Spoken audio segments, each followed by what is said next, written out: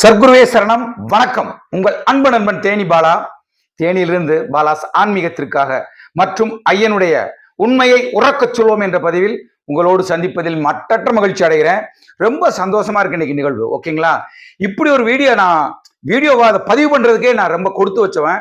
அந்த நேரத்தில் காலகட்டத்தில் நான் ஐயனோடு இல்லை என்றாலும் கூட இந்த 4 வருடங்களில் ஐயனுடைய கருணை என்ன என்று தெரிந்தவன் நான், புரிந்தவன் நான், மற்றவர்களுக்கு புரிய வைத்த பெருமை எனக்கு உண்டு.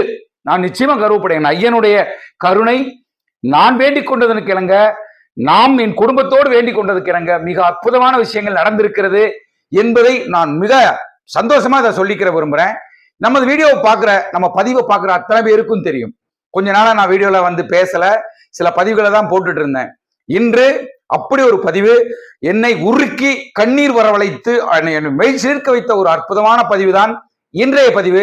வாங்க நேரடியா அற்புதமான ஐயனுடைய இந்த பதிவின் உள்ள போயிட்டு உங்களுக்கும் இதை போல் நடக்கும், நீங்களும் நன்றாக அருமையாக ஐயனை சரணடையும் பட்சத்தில், நம்பும் பட்சத்தில் நடக்கும் என்று கூறிவிட்டு வாருங்கள் இந்த வீடியோக்குள்ள போலாம்.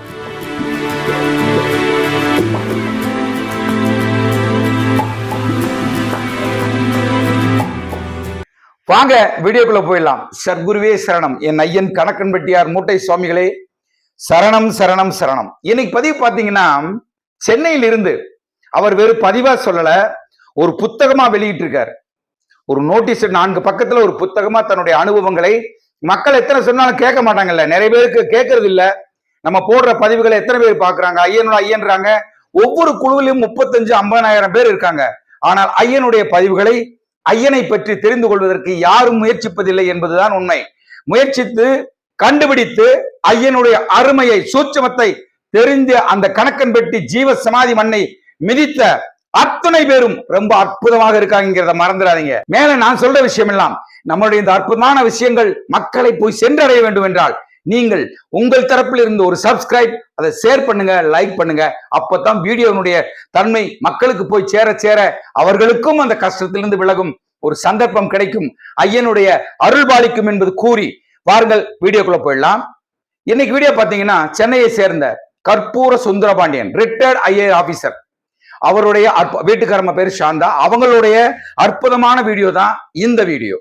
அவர் தன்னுடைய அனுபவங்களை பற்றி அழகாக ஒரு புத்தகமா வெளியிட்டு இருக்காருன்னு சொன்னேன். ஒரு 4 பக்கத்துல, மொத்தம் ஒரு 4 பேப்பர் 8 பக்கத்துல தன்னுடைய ஏதாவது பதிவு பண்ணியிருக்காரு. நமக்கு எட்டியவரை ஐயன் சர்க்குரு என்னவெல்லாம் செய்வார் என்பதை அவர் சொல்லியிருக்காரு.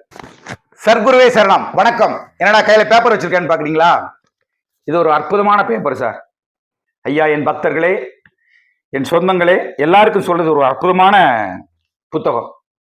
ஒரு 4 பேப்பர் 8 பக்கம் இருக்கு.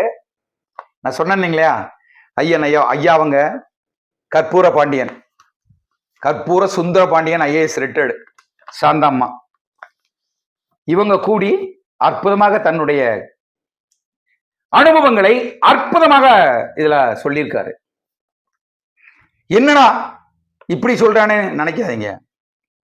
நாங்க வர்ற 90% பேருக்கு நம்பிக்கை இல்லாம கூட்டமா வர்றீங்க. 10% பேர், உண்மையை சொல்றேன், ஐயனுக்காக தன்னுடைய பிரச்சனைக்காக வரக்கூடியவர்கள் 10% பேர் தான். அங்க வந்து உட்கார்ந்துக்கிட்டு அப்படியே வீரியமரத்து பக்கத்துல வந்து உட்கார்ந்துட்டு கண்ட கதையெல்லாம் பேசுறது, ஐயன் ஜீவ சமாதியை உட்கார்ந்துட்டு கண்ட கதையெல்லாம் பேசுறது, மீன் மார்க்கெட் மாதிரி கஜபுஜன். சித்தர்களை சந்திக்கும் போது அமைதியும் அற்புதமான சிந்தனையும் மட்டும்தான் இருக்கணும். ஜீவ சமாதி சரி, நான் என்ன சொல்றேன், அந்த கணக்கன்பட்டி ஜீவ சமாதி ஒரு சாதாரண இடம் அல்ல. உயிரோட்டமாக இருக்கும் கணக்கன்பட்டி மூட்ட சித்தரின் அற்புதமான வாழும் இடம். முடியாமல் வர்றவங்களுக்கு அற்புதமாக செய்யக்கூடிய ஒரு அற்புதமான இடம் தான் அந்த கணக்கன்பட்டி ஜீவ சமாதி. அங்கு வந்து அவர் இப்படி ஒரு அற்புதமான புத்தகத்தை அடிச்சு கொடுத்து எனக்கு ஏற்பட்ட அனுபவங்களை, உண்மையான அனுபவங்களை கேளுங்கன்னு சொல்லி போட்டிருக்காங்க. நம்மளும் கேட்கணும் இல்லையா? வாங்க கேட்கலாம். ஐயா ரிட்டையர்ட் ஆபீசர் கற்பூர சுந்தர பாண்டியன் ஐஏஎஸ் ஆபீசர், அவங்க ஒய்ஃப் சாந்தா, அவங்களுடைய அனுபவங்களை பத்தி தான் அற்புதமா சொல்லியிருக்காங்க. 1999ஆம் ஆண்டு டிசம்பர் மாசம் இவர் போக்குவரத்து துறையில் இருக்காங்க. அதுக்கு முன்னாடி அம்மாவோட, முன்னாள் முதலமைச்சர் செல்வி ஜெயலலிதா அம்மாவோட தனி செயலாளராக பணியாற்றி ஓய்வு பெற்றவர். அவருடைய சொந்தக்காரோட ஒரு நாள் சிவகங்கை போறாரு. சித்தராஜ சுவாமிகளை பார்த்துட்டு வரலாம். அப்ப அவர் உயிரோட இருக்கார். பார்த்துட்டு வரலான்னு போயிருக்காரு. 1999 இது நடந்த விஷயம். டிசம்பர் மாசம் போறாரு. அங்க போய் அவரோட பேசிட்டு இருக்கும்போது இன்னார் வந்திருக்காங்க போது அவருக்கு ஒரு சந்தோஷம். அப்படின்னு பேசிட்டு இருக்கும்போது 2-3 புத்தகங்களை, குருவை பற்றிய புத்தகங்களை கொடுத்திருக்காரு. விடை பெறும்போது அவர் சொல்லியிருக்காரு, உனக்கு நேரம் இருந்தால், அவர் சொன்ன வார்த்தை அவர் தான் பதிவு பண்ணியிருக்காரு.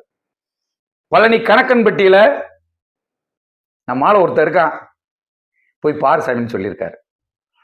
கணக்கன்பட்டி மூட்டை சித்தர் அவர் பேர்னு சொல்லுவாங்க, போய் பாரு அப்படின்னு சொல்லியிருக்காரு.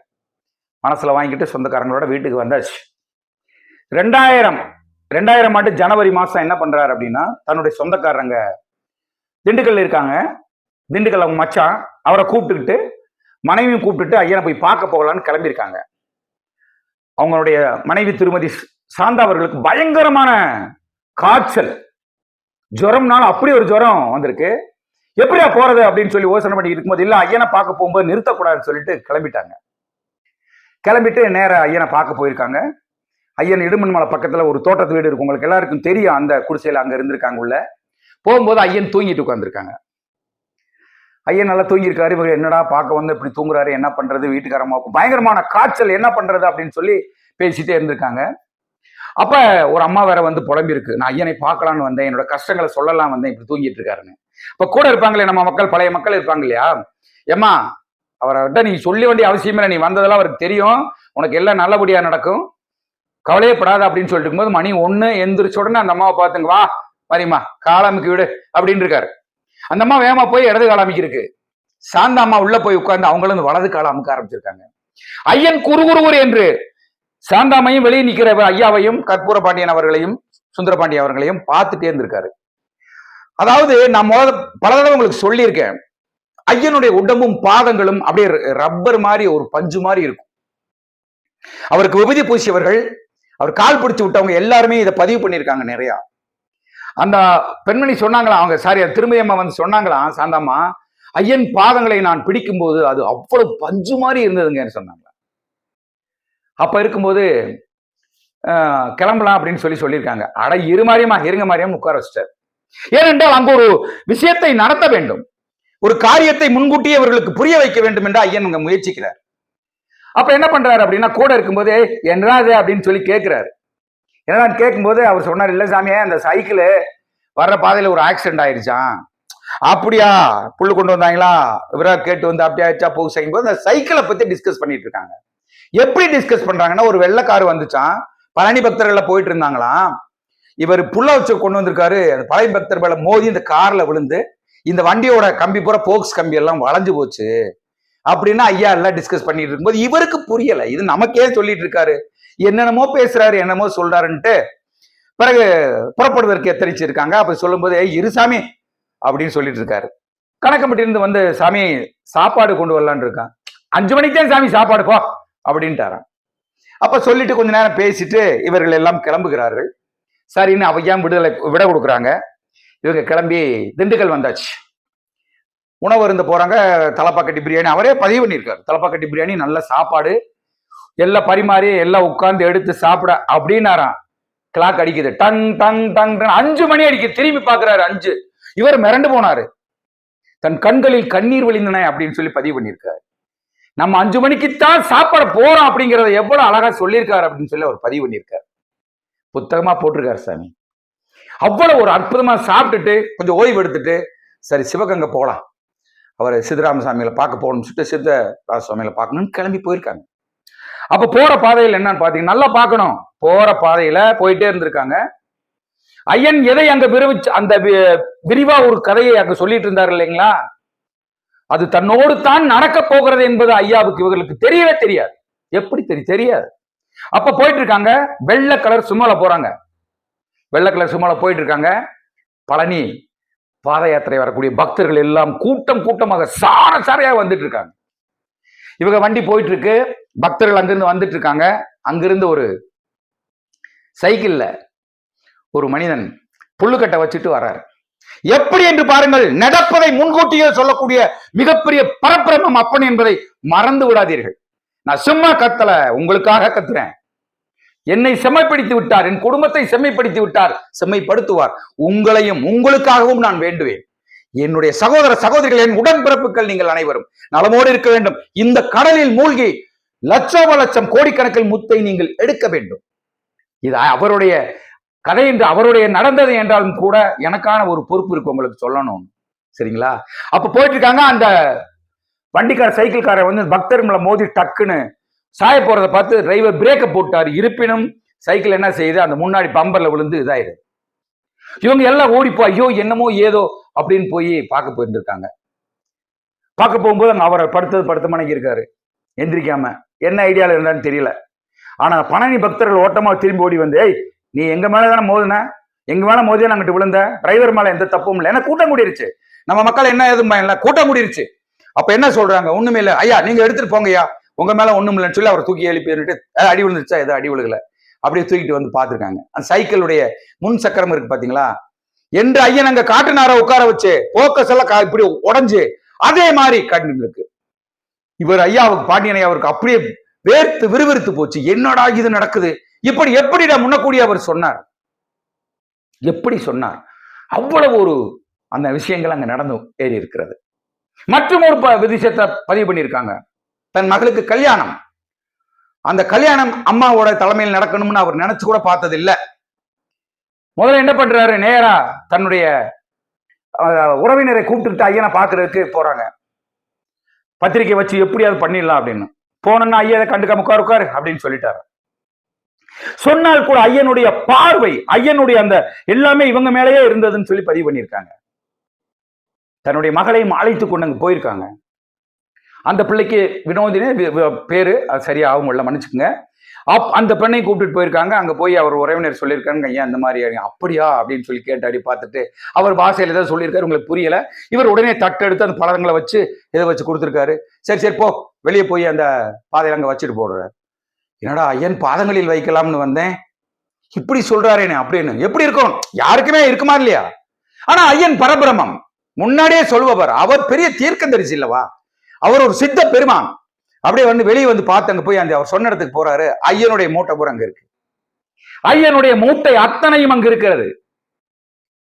இவருடைய கருமாவை ஐயன் எடுத்துக்கொண்டு இருக்கிறார். அங்க வையன் அங்க வச்சுட்டு அப்படியே கிளம்பி வந்துட்டாங்க. அப்ப இவர் ஐயா அம்மாவுக்கு அங்க முன்னாள் முதல்வருக்கு தனி செயலாளராக ஒர்க் பண்ணிட்டு இருக்காரு. தானும் தன் மனைவியும் இன்விடேஷனை எடுத்துக்கிட்டு, அம்மா பேரை கூட அதை போடல அப்படின்னு சொல்லி அவர் பதிவு பண்ணியிருக்காங்க. அவருடைய அம்மா அவருடைய பேரை கூட நாங்க போடல, ஆனாலும் எடுத்துக்கொண்டு நேரடியாக போகவும் வர சொல்லிட்டாங்களா, போய் சொல்லியிருக்காங்க. எப்பன்னு இருக்காங்க, இல்லம்மா உங்களுக்கு அன்னைக்குத்தான் அம்மாவோட அண்ணன் மகனுக்கும் திருமணம் என்று அவர் பதிவு பண்ணியிருக்காரு. அந்த இதுல அவரு திருமணம், அவங்க அண்ணன் மகனுக்கு காலையில திருமணம்.